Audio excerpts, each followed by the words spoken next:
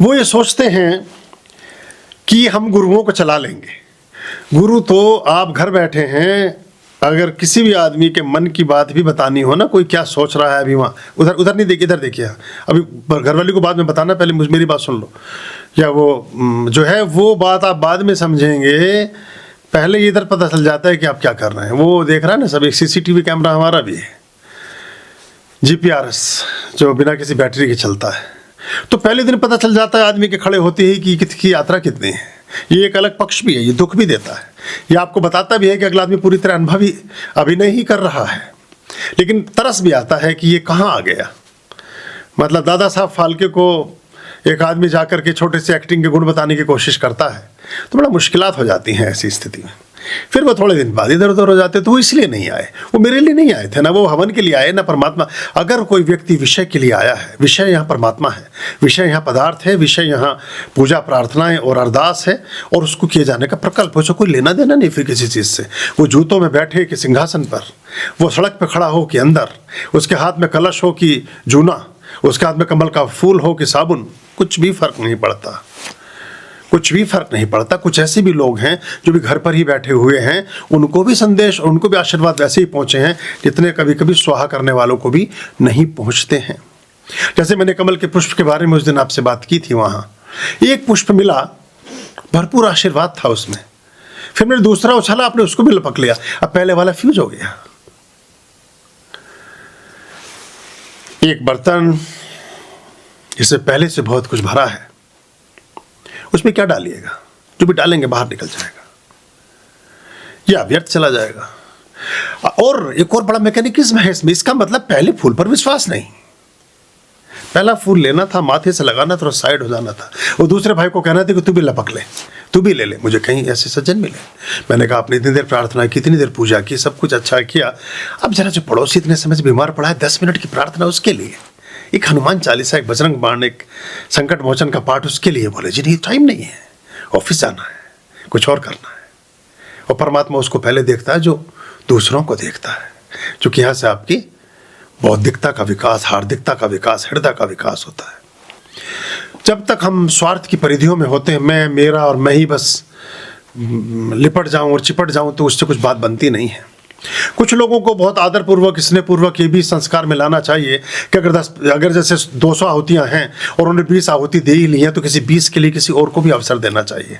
इस चीज़ का अभाव मैं अपने उसमें देख रहा हूँ, अगली बार से इसको सुधार में करने का प्रयास करूँगा।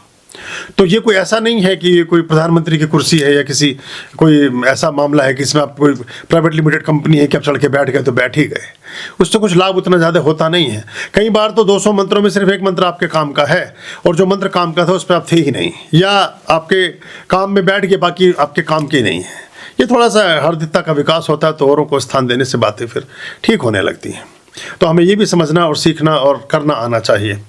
तो ये भी हम देखेंगे और धीरे धीरे इस संस्कार का भी विकास करेंगे। तो वो साथी जो नहीं आए, अच्छा ही किया, कष्ट होता उनको, सर्दी है, गर्मी है, सब है, और वो लोगों की नज़र में आने के लिए आए थे। तो लोगों की नज़र में आने के लिए तो बहुत तरीके लोग करते ही हैं, इतने सारे होर्डिंग, बैनर, पोस्टर सब लगे हुए हैं। तो वो लोगों की नज़र में आने के लिए ही तो सारा काम कर रहे होते हैं। लोगों की नज़र में आने के लिए कोई फिल्मी सितारा जब किसी गुटखे का या किसी पान तंबाकू का प्रचार करता है, जीवन पर्यंत उसे कभी खाता नहीं है, क्योंकि लोगों की नज़र में आने के लिए आपको अभिनय करना होता है। आप अभिनेता होकर के ही या नेता होकर के ही दूसरों की नज़र में आ सकते हैं, क्योंकि वहाँ आपका प्रकल्प और विकल्प कुछ और होता है, यहाँ दृष्टि कुछ और है। यहाँ तो घर पर बैठा हुआ आदमी भी नज़र में आ जाता है, वहाँ आने की तो बात बहुत दूर की है, और वहाँ आकर के भी अनुपस्थित रहता है। ये एक अलग मैकेनिज्म है। धीरे धीरे समझ आता है, अनुभव की परिधियाँ, अनुभव के प्रकल्प खुलते हैं, हमारे कपाट प्रशस्त होते हैं और हम फिर ठीक से चीज़ों को आर पार देखने और समझने के बारे में हो सकते हैं। लेकिन मैं 20, 30, 40, 50 लोगों को देख रहा हूँ, उन्हें कोई शिकायत नहीं है, उन्हें कहीं बैठा दें, उन्हें कहीं बुला लें, वो खाना खाएं, वो खाना ना खाएं, उन्हें कोई पूछे, उन्हें कोई ना पूछे, उन्हें कभी किसी से कोई शिकायत नहीं है, ना उन्हें किसी से शिकायत है, ना उनके बारे में किसी को शिकायत है। वो एकदम उनका टारगेट एकदम फिक्स है। और मैं कई बार देखता हूँ बिल्कुल जूतों में बैठे होते हैं, लेकिन वो हृदय के बड़े नज़दीक होते हैं। वो कहीं और होते हैं, लेकिन वो जहाँ होने चाहिए वहाँ हो जाते हैं। और वो सर्वाधिक उनका, चूँकि वो किसी के लिए नहीं है, किसी और के लिए नहीं है, क्योंकि कोई मंच पर इसलिए बैठना चाहता है या कोई आगे इसलिए आना चाहता है कि उसे किसी की नज़रों में आना है, उसे गुरु की नजर से कोई मतलब नहीं है, ना परमात्मा की कृपा से कोई मतलब है। अगर परमात्मा की कृपा और गुरु की नज़र से मतलब हो तो फिर ये सब चीज़ें कोई मायने नहीं रखती। लेकिन उसे दुनिया की नज़र में आकर के ये दिखाना है कि मैं बहुत वीआईपी हूँ, तो ये अहम मान्यता की पॉलिश के लिए वहाँ पहुँचा है। कोई भी सदगुरु कभी अहम मान्यता नहीं करता, किसी के अहंकार को पोषित और पल्लवित नहीं करता। जितना महानतम गुरु होता जाता है उतने अहंकार को चूर्ण बनाता चलता है। भगवान श्री कृष्ण ने मिटा दिया सब अहंकारियों को, भगवान श्री राम ने खत्म कर दिया सब अहंकारियों, सबसे बड़े प्रतिनिधि, सबसे बड़े नेता अहंकार के रावण को धूल धूसरित कर दिया।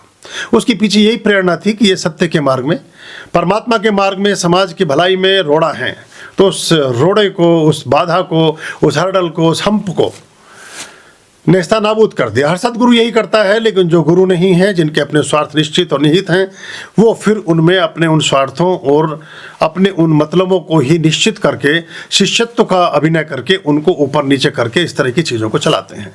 हमारा उससे ज़्यादा संबंध नहीं है, हम उससे इत्तफाक रखते हैं, हम आपके परिमार्जन में विश्वास करते हैं, और कभी हम ये चाहते हैं कि आप हमेशा परमात्मा के पथ पर रहें। लेकिन अगर आपका कोई महत्वपूर्ण काम, बड़े से बड़ा काम पूर्ण हो भी गया है और फिर आप नहीं भी आते हैं, तो भी हम परमात्मा को धन्यवाद देते हैं कि ईश्वर तेरा कदम पकड़कर, तेरा दामन थाम कर, तेरे चरणों में स्थिर रख करके किसी के जीवन अगर संवरा है, सुधरा है, भला हुआ है, बड़ा हुआ है, तो ये धन्यवाद की बात है। जरा जरा सी बातें होंगी और बात बात पर रोज ठनेगी। जरा जरा सी बातें होंगी, बात बात पर रोज ठनेगी, और जिसकी हमसे ना बन पाई कभी किसी से नहीं बनेगी। अब ये अनुभव करने से पता चलता है। अब आज भी मुझे कोई मिले, मैंने उनसे कहा, अब वो कहीं गए, 6 महीने के लिए नहीं थे, वो प्रकल्प में 8 महीने के लिए नहीं थे, वो और गुरुओं के पास गए, सब जगह से और मायूस हुए। अब फिर से अंततोगत पाई, देखिए अगर परमात्मा के लिए निकले हैं तो आना तो पड़ेगा ही। और अच्छी बात है, एक किसी ने और भी भेजा कि जी आपके एक शिष्य हैं, वो फलानी जगह दिखाई दे रहे हैं, वो वहाँ संकीर्तन में, भजन में लगे हुए हैं, बहुत जल्दी उच्चाटन होगा वहाँ से, बहुत जल्दी वहाँ से मन हट जाएगा। मेरी कोई इच्छा, देखिए मैंने ऐसा प्रकरण, जब मैं अध्यात्म के मार्ग पर चला, पता नहीं ये दिशा बात क्या थी, कहाँ पहुँच गई, पर शायद संदर्भ निकलते हैं तो अपनी स्पष्टता बड़ी जरूरी है।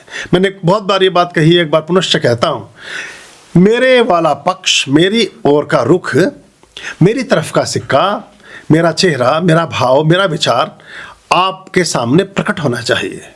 उसमें कोई छदम नहीं होना चाहिए, उसमें कोई छल नहीं होना चाहिए, उसमें कोई धोखा फरेब और उसमें कोई आडंबर नहीं होना चाहिए, ताकि मैं हमेशा आपके सम्मुख वैसा ही रहूं। तो बहुत बार मैं इसी व्यवहार में रहता हूं जैसे मैं हमेशा रह सकता हूं।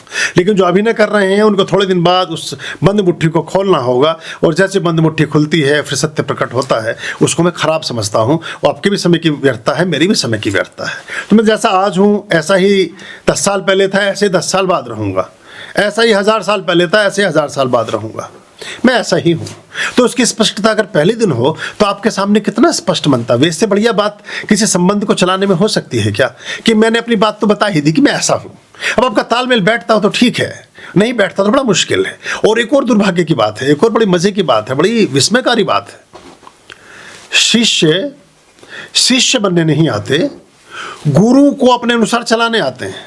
अगर आप अपने अनुसार ही चलाने आए थे तो आपको गुरु की जरूरत नहीं थी, आपको गुरु बन जाना था, आपको शिष्य बनने की आवश्यकता नहीं थी, क्योंकि उतना तो ज्ञान आपको था ही।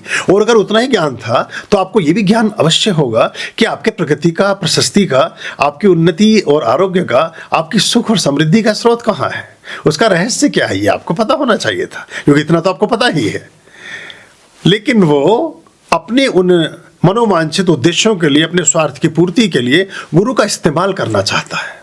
अब सदगुरु तो कभी होगा नहीं, बाकी हो जाते हैं। तो इसलिए परमात्मा ने मुझे उन प्रकल्पों से आभूषित किया जो व्यक्ति के मार्ग में उसके लोभ और लालच का कारण बनते हैं। मैंने जीवन में श्रेष्ठतम चीज़ों का उपभोग किया है।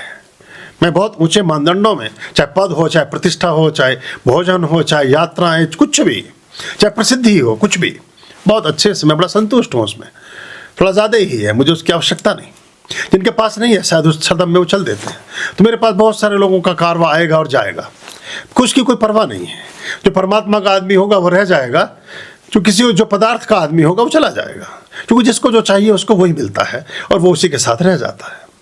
तो हमें इसमें कभी ऐसे मन में नहीं लेनी है इस बात को, ना अपने लिए व्यक्तिगत रूप से कुछ सोचना है, ना ही ऐसे लोगों के बारे में ज़्यादा विचार करना है। तो जिनको जल्दी थी वो चले गए। एक ऑटो के पीछे लिखा था ये, जिनको जल्दी थी वो चले गए।